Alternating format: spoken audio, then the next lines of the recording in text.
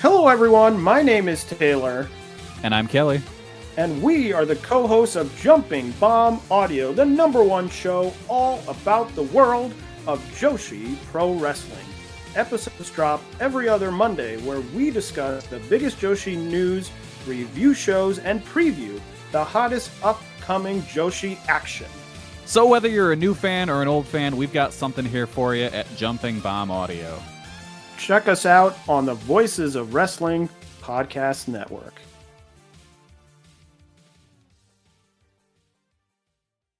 Hey everyone, what you're about to hear is a free preview of a podcast on our Patreon. If you want to hear the full thing, please go to flagshippatreon.com and subscribe to either our $5 or $10 tier. A subscription to the $5 tier gives you access to most of our bonus audio, including Flagship Plus, the Overrun, as well as retro content like Jovember to Remember, our retro audio documentaries, as well as exclusive breaking news reports. You can upgrade to the $10 tier and unlock all of our bonus content, including written columns and reviews, as well as live shows like Instant Reaction Live and the Flagship Live, as well as all of the other benefits available on the $5 tier. Once again, that's flagshippatreon.com.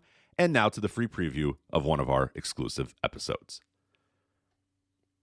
It is Flagship Plus, your supplemental flagship content for Monday, July 15th, 2024.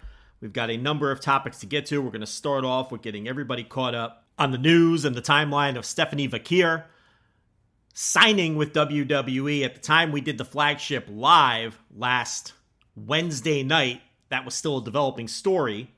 So I promised everybody a follow-up once the dust settled and we got more details. And thanks to some excellent reporting by Dave Meltzer in the Wrestling Observer newsletter, and some excellent reporting and analysis by the Cubs Fan and the Lucha blog this week, and then some snooping around that I did myself, I will be able to today take you through the timeline of events that led to her signing with WWE and all of the fallout surrounding that. Then we'll get into the weekend that was in AEW with all of the action from Rampage and Collision to underwhelming television shows this weekend, to say the least. But we will do quick hit reviews on both of those shows and get caught up on some AEW news and notes. And then we'll wrap this thing up with some All Japan Pro Wrestling. As before I took my little hiatus last week, I did promise people that I would review the June 24th Dynamite Series show from Korakuen Hall with the Yuma Anzai Hideki Suzuki Triple Crown main event. And unfortunately never got to that review because I took some time off, and then, of course, wrestling never stops happening. So got wrapped up with some other things, but I didn't forget, and I didn't forget that I told everybody that I would review that show. So it might not be a super detailed review, but I did watch the show, a couple of weeks ago, and I will give you my thoughts on that show as a little appetizer for this week's flagship, because Rich and I will be reviewing in the usual full detail the July 13th All Japan show from Osaka, which featured the Yuma Anzai Triple Crown title defense against Suwama, which we kind of sort of previewed on last week's flagship, with Suwama noting that this would be his final challenge for the Triple Crown title ever against Yuma Anzai. All of that, by the way, to put less than 1,000 people in Osaka, the old Osaka Bodymaker number 2, which now I believe is the Osaka Ideon Arena number 2 officially.